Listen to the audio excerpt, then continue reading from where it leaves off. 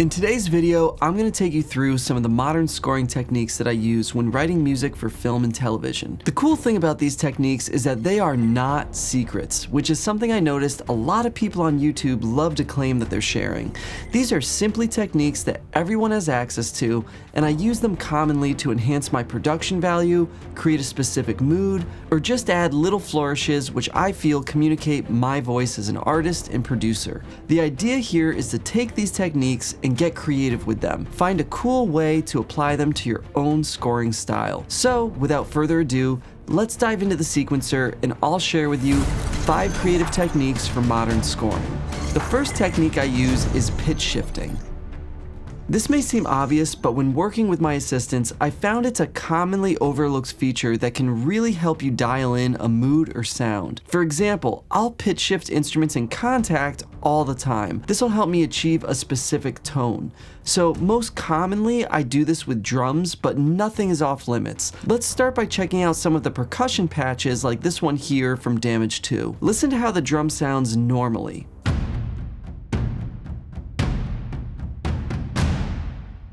Now listen to how it sounds after I pitch shift it down by 10.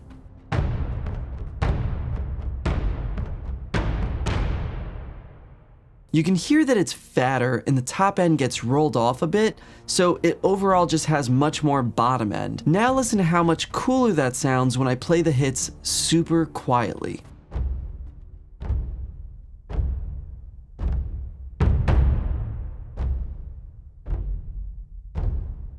I find that to be really effective personally. If you want to get more creative, we can add a delay and maybe a little reverb, and suddenly this becomes sort of a cool pulse that creates a sense of pacing and movement without becoming overly intrusive.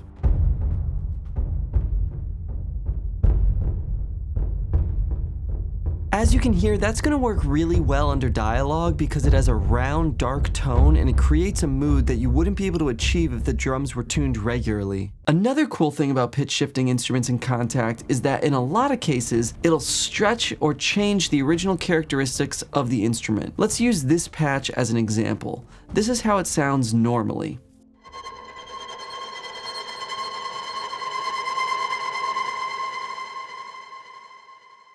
And this is how it sounds pitched down an octave.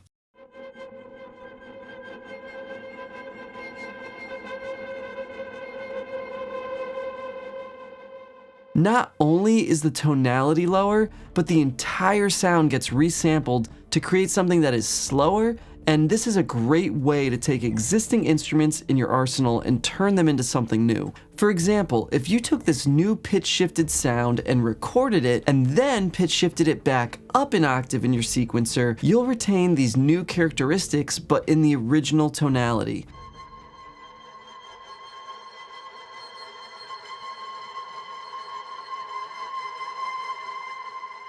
One last example is using the pitch wheel with an ensemble string patch. In this case, I'm using Cinesample's Cinestrings core library. What I'm gonna do is add a bit of Valhalla reverb, and I'm gonna hold down a single note, but using the pitch wheel, I'm gonna bend and create tension, and the reverb plugin will make it so that the bend becomes part of the instrument without it sounding too artificial.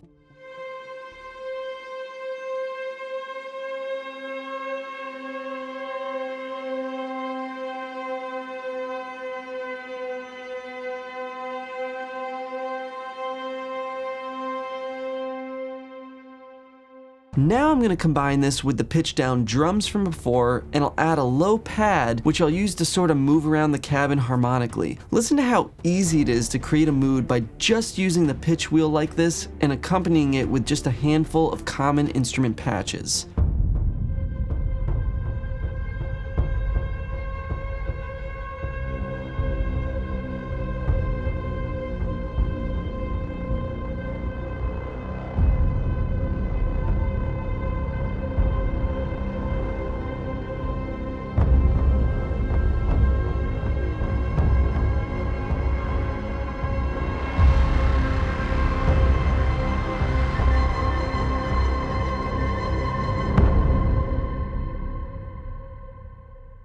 I do this all the time to create an atmospheric bed for a scene that is supposed to feel unsettled or have some sort of building tension. In fact, I have a free instrument called tension pads that I created, which has this sort of pitch shifting happening automatically in a lot of the instruments. If you'd like to pick it up, just head over to modernmediacomposer.com. Enter your email and you'll get the instrument for free. Moving on, a second technique I like to use is panning.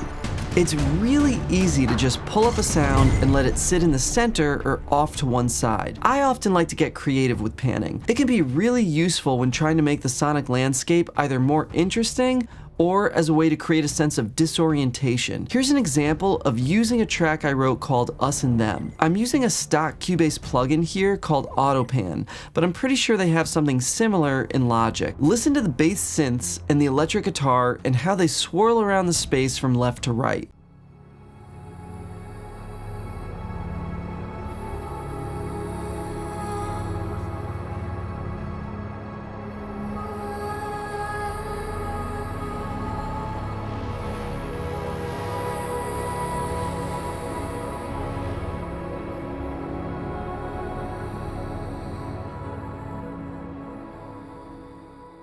It makes the entire moment a lot more interesting than if everything was just centered. Another example of this is in a horror cue that I did. Take a listen to this section.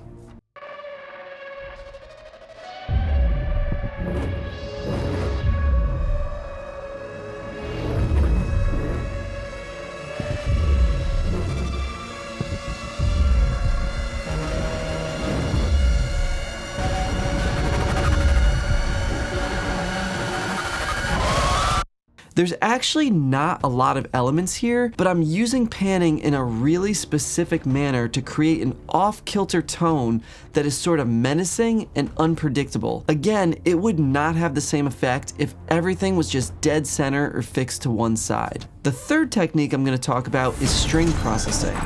A lot of people think of strings in a very traditional sense, but something that I found super effective, especially for action sequences, is processing short strings. So I'm just gonna play you through this sequence so you can hear everything all at once, and then I'm gonna go back and we're gonna solo out the individual short strings and you can hear how they sound on their own and then how they sound after they've been processed.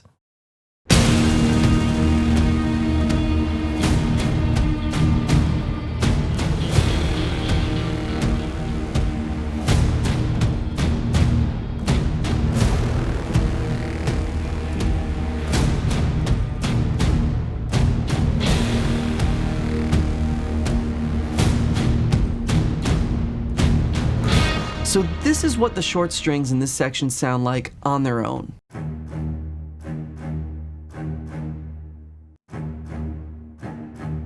After I write a part like this, I like to record the lower strings in this designated track here. I then take the recorded track and I pitch shift it down in the sequencer by an octave. After that, I add some sort of distortion, so either decapitator or thermal are my favorite to experiment with.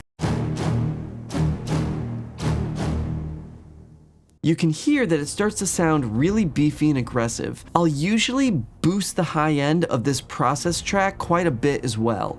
Then I blend it with the original string track. So here it is without the string processing. And here's with all of the new effects on it. It's much more aggressive now, and the production sounds more interesting than if we played it without the extra processing. The fourth technique I'm going to share is using guitar amps and room emulators. A lot of times when working with a soft synth like Zebra, Omnisphere, Diva, or anything like that, it's easy to just look for a cool patch and leave it at that. I like to take things a step further and typically run my synths at least through a room emulator like Ocean Way Studios from Universal Audio. I use the large A-Room Strings preset and I add all of the microphones in. This helps to create more space and also gives the feeling that the synths are more like a live instrument. I feel it just adds more character and life to the whole sound. Listen to this sound with and then without the room plugin.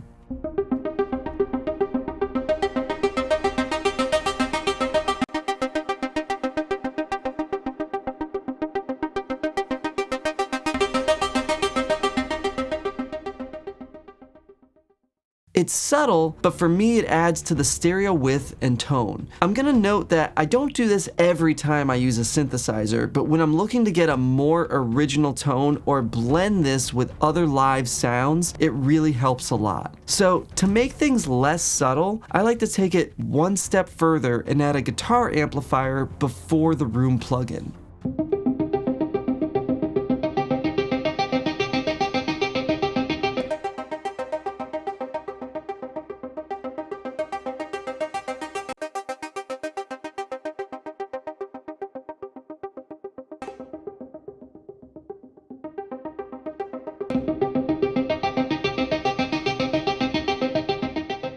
For me, it just has so much more character. Let's use a pad now as an example, and listen to the artifacts that a lead guitar amplifier produces.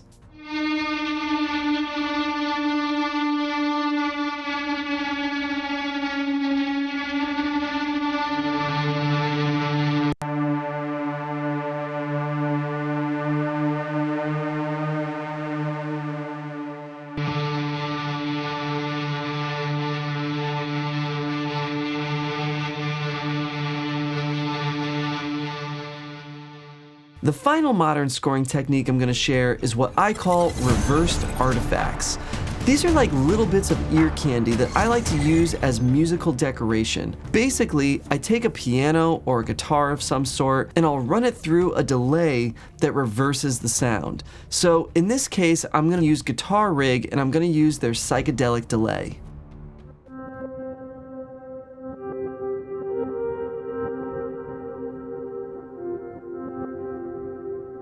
I click the reverse button and I put the mix all the way up so that all you hear is the reverse sound.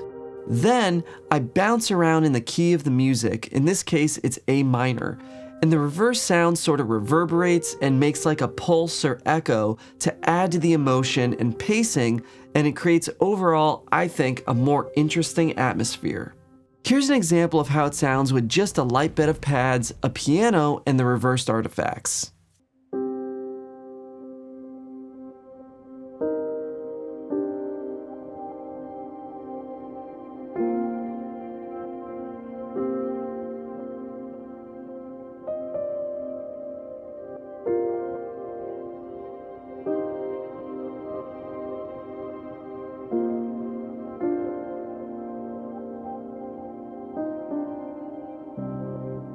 Let's now take a quick listen without the artifacts, and then I'll put them back in so you can hear how much of a difference that it makes to the sound.